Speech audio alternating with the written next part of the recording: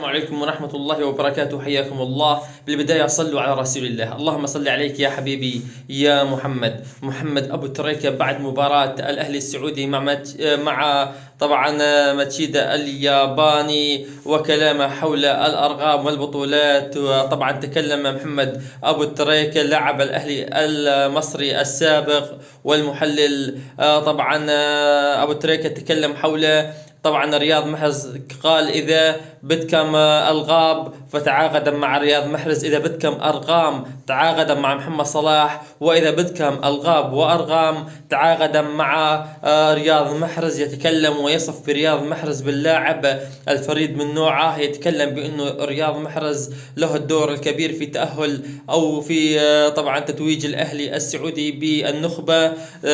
طبعا محمد أبو تريكة زلمة منصف، يعني ما يتكلم إلا كلمة الحق. عاطل اشوف له انه تحليلات وكلام عن اللاعبين، لكنه ابو تريكة تشاهدوا يعني وتعرف ايام ابو تريكة، لكنه ابو تريكة تكلم عن رياض محرز بانه محرز اسطوري، وبانه رياض محرز قدم للاهلي الكثير، ورياض محرز يعني تعاقده مع نادي الاهلي السعودي هو مكسب كبير للاهلي. وتكلم بانه اي نادي ويذهب اليه رياض محرز يجيب له القاب، فاذا بدك القاب تعاقد مع محرز، اذا بدك القاب او ارقام تعاقد مع صلاح. هذا قول ابو تريكة. واذا بدك القاب وارقام سويا فعليك بمحرز. فرياض محرز قدم مباراة جميلة، وايضا جعل تتويج الاهلي السعودي.